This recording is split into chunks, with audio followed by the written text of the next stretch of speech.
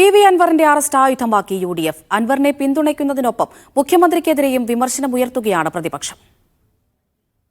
ജനകീയ വിഷയമുയർത്തി പ്രതിഷേധിച്ച ജനപ്രതിനിധിയോട് പെരുമാറുന്ന പോലീസ് സമീപനം ചോദ്യം ചെയ്താണ് പ്രതിപക്ഷം അൻവറിനെ പരസ്യമായി പിന്തുണയ്ക്കുന്നത്.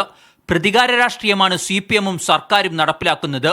ഇത് അംഗീകരിക്കാൻ കഴിയില്ലെന്നുമാണ് പ്രതിപക്ഷ നിലപാട്.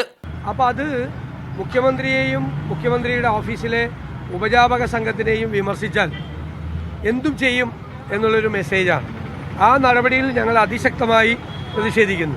ഞങ്ങളോട് കാണിക്കുന്ന അതേ ക്രൂരത പ്രതിപക്ഷത്തിലെ നേതാക്കന്മാരോട്, പ്രവർത്തകരോട് പോലീസ് കാണിക്കുന്ന രാഷ്ട്രീയ പ്രതികാര നടപടിയാണ് ഇക്കാര്യത്തിൽ PV അൻവർ MLA-യോട് കാണിച്ചത്. സർക്കാരിന് മുന്നറിയിപ്പ് നൽകി ലീഗും രംഗത്ത് വന്നു. ഇവിടെ എന്തോ ഒരു ക്രിമിനൽ ആക്ടിവിറ്റി എന്നുള്ള നിലക്ക് മാത്രം കണ്ട് വീട് വളഞ്ഞ് അർദ്ധരാത്രി അറസ്റ്റ് നാടകം നടത്തുകയൊക്കെയാണ് ചെയ്തത്. അത് തെറ്റാണ്. കോൺഗ്രസും ഘടകകക്ഷികളുമായി ആശയവിനിമയം നടത്തിയതിനു ശേഷമാണ് അൻവറിനായി രംഗത്ത് വരാനുള്ള തീരുമാനം. രാഷ്ട്രീയ സാഹചര്യം ചർച്ച ചെയ്യാൻ ഈ മാസം 12-ന് KPCC രാഷ്ട്രീയകാര്യ സമിതി യോഗവും ചേരും. മീഡിയ 1 തിരുവനന്തപുരം.